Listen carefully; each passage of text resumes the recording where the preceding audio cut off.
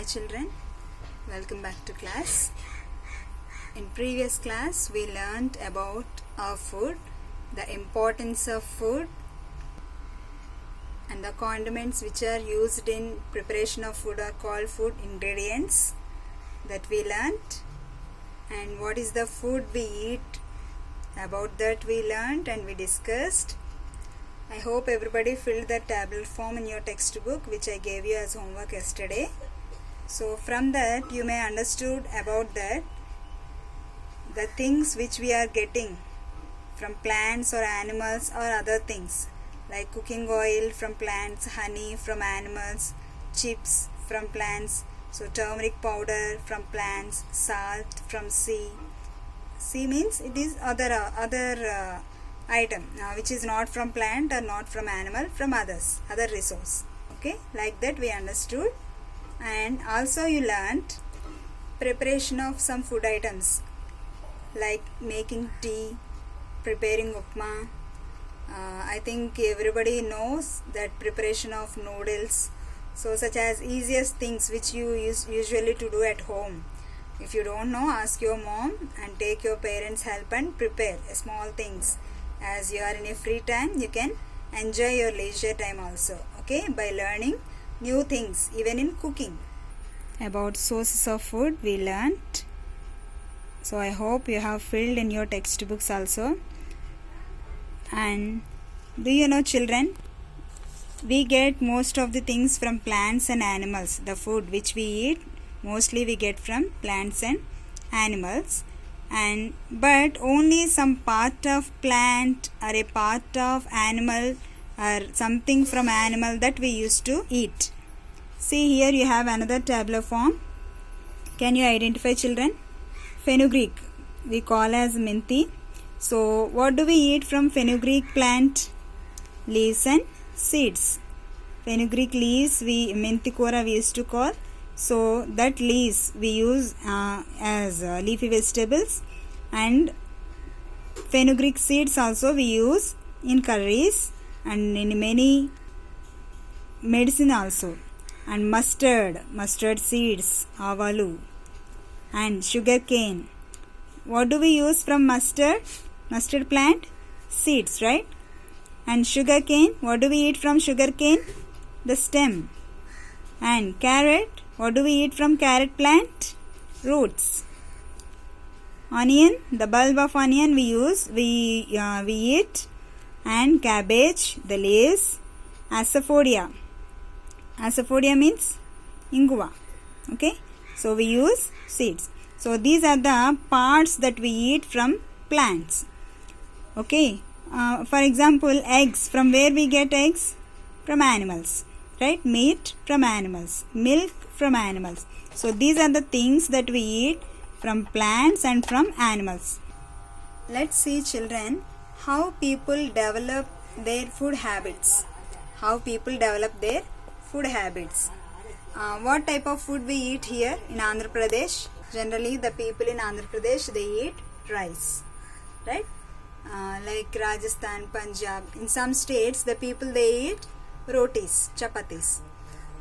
Some people they eat different kinds of food. So like that, on basing their people, or the people those who are living in one place for particular location or particular district, particular state, that people they used to eat that food habits, that people they used to have that food habits. Generally what the people they eat or whatever they grow, what type of crops they are growing, that food only they used to have as habit. So generally the people living in one region or one place have common food habits. For example, in Andhra Pradesh, we grow more rice crop because our state geographical and climatic conditions are suitable for that. So we grow rice crop. So we used to eat rice. And variety of food items can be prepared by using rice. Yes or no? And people of Andhra Pradesh eat more rice and rice products when compared to other cereals like wheat, maize, jowar and bajra, because we grow the crop rice. so that we use mostly rice and rice products. We grow rice crop more than wheat, maize, jowar and bajra. So the people in Andhra Pradesh, they eat rice. So what is our people food habit? Eating rice. In Rajasthan, maize, bajra and wheat are produced in larger quantities when compared to rice. So what do the people in Rajasthan, they eat? Maize, the products of maize, bajra and wheat. So that the main food in Rajasthan is roti or chapati. Roti and chapati. Sometimes we hear from people saying that I like this food and I don't like that food. This is not a good habit.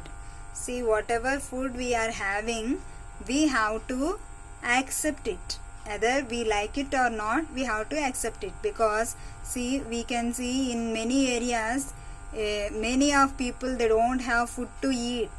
At least their basic needs also they can't meet because of their poverty. But by God's grace, we are having food to eat, right? So we should not reject at any cost. Whatever food the parents are providing us, we are having and we are getting. So we have to accept it and we have to eat it properly. We should not misuse it. Are you good children or not? So better accept all kinds of food, whatever it is prepared by your parents, right? Accept it. How we have to develop our food habits in a proper manner? We need to eat all varieties of vegetables, food items, low fat or non-fat dairy products, and healthy snacks. Snacks means not the junk food. What are the snacks we have to eat? Such as fruits, vegetables and whole breads and cereals. So this makes us strong and energetic. This kind of food only we have to eat. Okay children, we eat many kinds of food and we have to eat healthy and which are having good nutrients in food, that we have to eat. Okay, how do we eat food? For example, you have a rice packet. Do you eat raw rice? No, we have to cook it, right? But in the earlier stage, the early man, he didn't know how to cook food. But later, after a few years, maybe after thousands of years or hundreds of years, we don't know, but he came to know that cooked food or something, the food which is burnt, it is having taste. When he identified that, the ancient man, when he identified that the food is different, which is cooked or which is fried or burned without preparation, the food without preparation is not good. So when he identified that, he stopped eating raw food and he practiced the cooking or preparing the food. So preparing or cooking food is not so easy. It is an important art and it is essential for life, because when your mother cooks something and if she gives to you, you say simply it's not nice, you didn't cook well. But don't say like that. If you are able, you go and cook it, then you will know the pain of it, how difficult it is to cook or to prepare something, you will come to know. So don't say simply that it is not good. When your father says it's not good, means you also don't give support like that. You try to convince your father that mom, hardly she prepared it, so you have to accept it. However it is, you have to accept it. When she prepared very well, are you giving a compliment? No. But when she did anything wrong or something spoiled, immediately you raise your voice and you will start rebuking, right? That's not a good habit. So accept however it is and also try to cook. So you will come to know the practice of cooking and also the rescue in that also. Okay, the risks in the cooking. I am telling to boys also, not only to girls. Okay, even boys also, you have to learn the art of cooking. So now people are cooking the food. Okay, why do we cook food? What are the uses of cooking food? What is the use of cooking food? Basically, we cook food for the following reasons. Cooking makes food easy to digest. isn't it? And cooking makes food safe. So without cooking, if you eat raw meat, it is dangerous to health. So we have to cook some sorts of food. Of course, some fruits and vegetables without cooking, even without cooking, we may have. But some vegetables or some fruits, some like non-veg, we have to cook and we have to eat. And also cooking improves the appearance of food, flavor, color and taste of the food, isn't it? There are many ways of preparing food, and there are variety of food items like roti, chapati, puri, rice, noodles, salad, butter, fruits, pickles, idli, vada, sambar, curd, buttermilk, payasam. These are all. You might have noticed that the taste of different food items is different. For example, the taste of boiled rice is different from that of zira rice, and potato, and also the taste of chapati is different from puri, right? This is because these are cooked differently. Tell me one thing, do we cook rice and idli in a same way? For example, rice is boiled but idli is not prepared in the same manner, right? We have to separately cook idli.